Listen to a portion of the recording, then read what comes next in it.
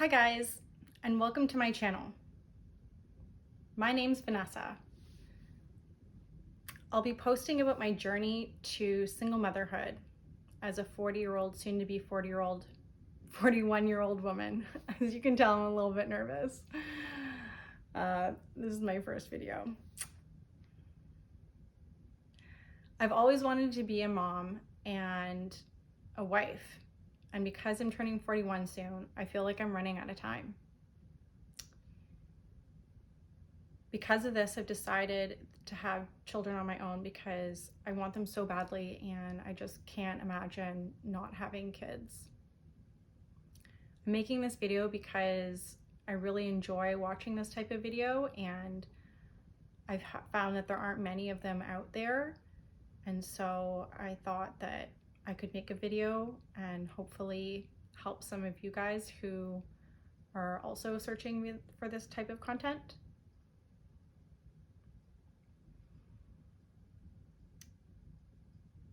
I've thought about having kids on my own for over 10 years now, and I figured that if I hadn't had kids by a certain age, I would create my own family. I first started thinking about it and discovered that there was egg freezing, which about 10 years ago was a relatively new technology. And so I actually talked with my GP about freezing my eggs about 10, 11 years ago. And she told me, don't worry, Vanessa, you're gonna find a husband. You're young. Boy, was she wrong. Fast forward a few years, and in my mid-30s, I got my first consult to my fertility doctor to discuss egg freezing. I went into the appointment with confidence. I'd been a health nut for years, and I looked younger than my age, and so I just figured that I wouldn't have a problem having children. Because of this, I was devastated when my fertility doctor told me that I have diminished ovarian reserve, which means that I'm running out of eggs faster than someone my age. I was devastated when she told me this because I thought that it meant that I couldn't have kids. I actually went to a pretty dark place for a while. At some point over the following few years, I read about DOR and went back to my doctor. This time, my fertility had declined even more, but I discovered that the two markers for fertility, one being an ultrasound and the other a hormone test, didn't coincide. And my doctor said that that just meant that the ultrasound was subjective and not to trust it, but to trust the blood test. So because I felt like time was running out for me and I hadn't yet found the man that I wanted to be with and to have children with, which I was still holding out for, we decided to do a round of egg freezing. My doctor explained that unless you try to fertilize them, you don't really know what you have, like how good quality the eggs are. And so we decided that we were going to do a test on some of them and fertilize them with donor sperm to see how well they fertilize and develop.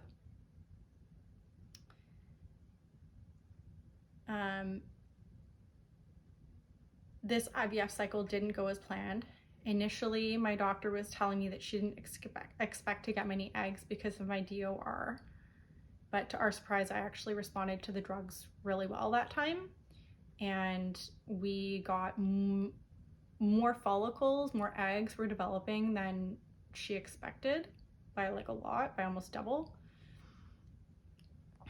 To our surprise, we got 16 large follicles around the time of retrieval. But the egg retrieval didn't go as planned. I suspect it's because on the night of my trigger shot medication, I was in a bad car accident and I had a concussion. And And in hindsight, I think that probably the drugs that we used for the trigger shot that time, which work on your pituitary gland, probably didn't work properly because of the concussion that I had, which might have like injured my pituitary gland temporarily.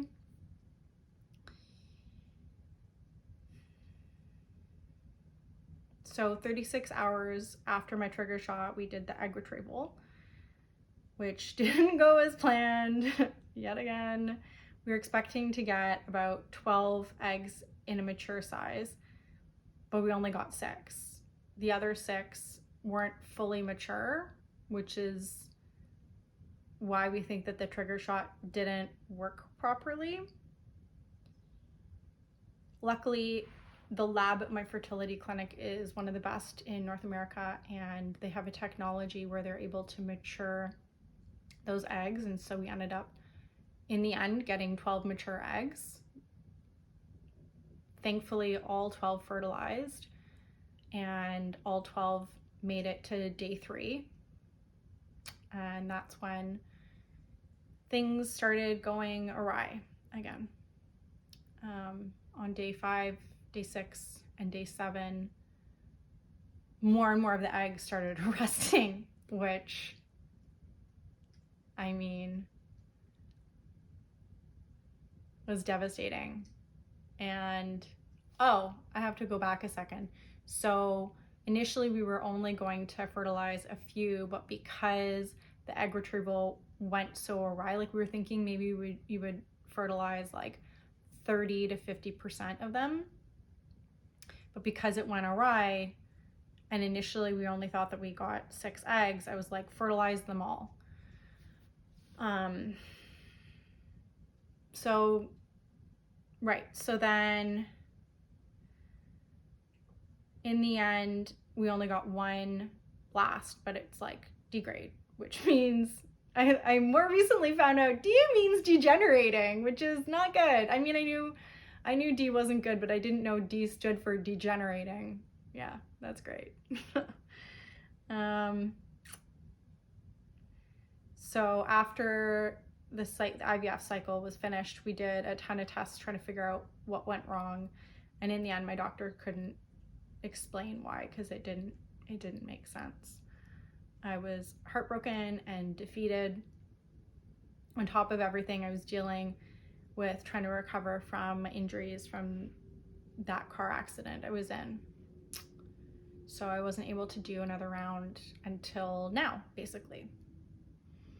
So 2.5 years later, in the beginning of 2025, I realized that my time was running out. I was 40 years old. And I'd given myself until at the latest kind of age 40 to find my future husband, at which point I was gonna have to like become a single mom, because for me, not having kids is just not an option. Like I'm like made to be a mom. So when I realized that time was up, and that I was either gonna have to have kids on my own or not have kids, which isn't an option, I sat down one day in early January and started to think about when a good time to start trying to get pregnant would be. And initially I thought late fall, early winter of this year would be a great time for me, because I still have a lot of ducks that I need to get in a row to get prepared to become a single mom. So I got to work getting those things in order, and I made another appointment with my fertility doctor to discuss my decision and see how my fertility had changed since we last tested it. And I got on the government-funded IVF list. I live in Canada, in case you're confused.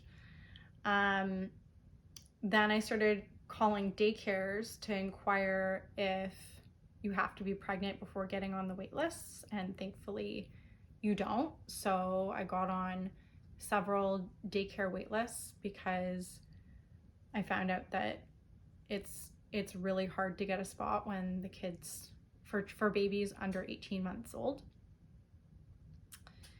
Then a couple weeks later, an email came that changed everything.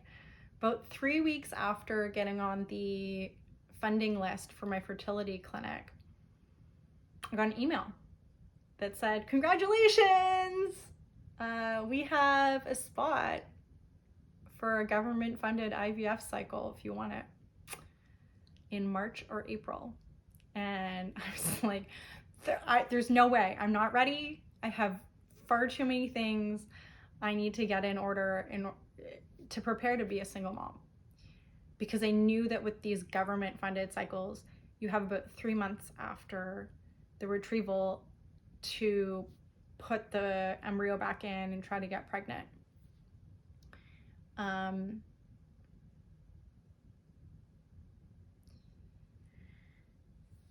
So then I spoke with my doctor about the situation and how I wanted to do an out-of-pocket cycle around the same time. And then she mentioned that she wanted to do a test on me. And these things together could like delay the time span between the egg retrieval and the implantation of the hopefully embryo. So, oh my God, I'm just so nervous right now.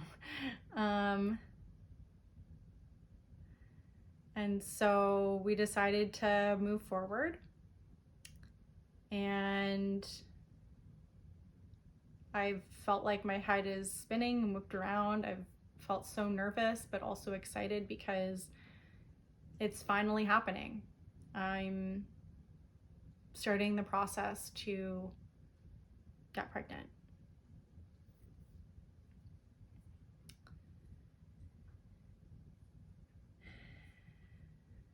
So a couple of weeks ago, we started this current IVF cycle. We tried a different protocol this time than last time in the hopes of having an even better cycle. Sadly, it didn't go as well as the first one, although it's partly to be expected because I'm older, partly because people respond differently to different protocols. So maybe there are aspects of the last one that were better for me. We'll see.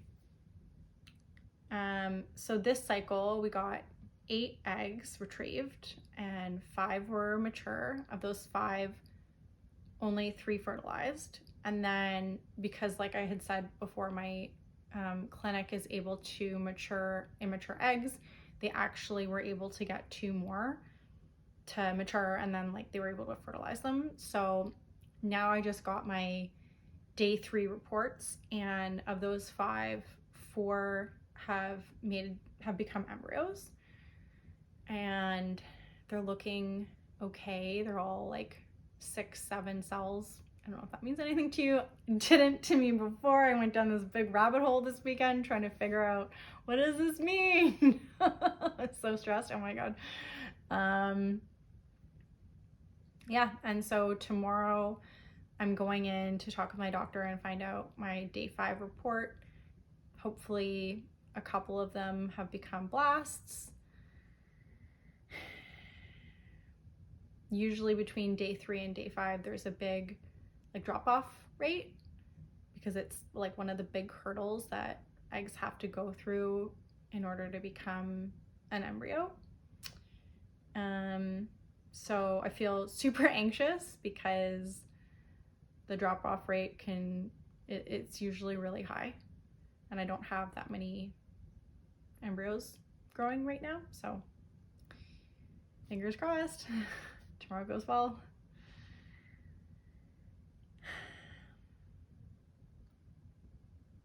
So I'm going into my clinic tomorrow, and we'll find out what happened, and then we're also going to discuss next steps for my next cycle that I'm going to do. So tomorrow's going to be a big day. I'm really nervous. Hopefully it goes well, and I'll make another video about it. So please subscribe and hit the notification bell to continue to follow me as my IVF journey continues. Leave comments and questions regarding my journey or yours, as I'd love to connect with you as well. And let me know what other types of videos you'd like to see. Okay, bye.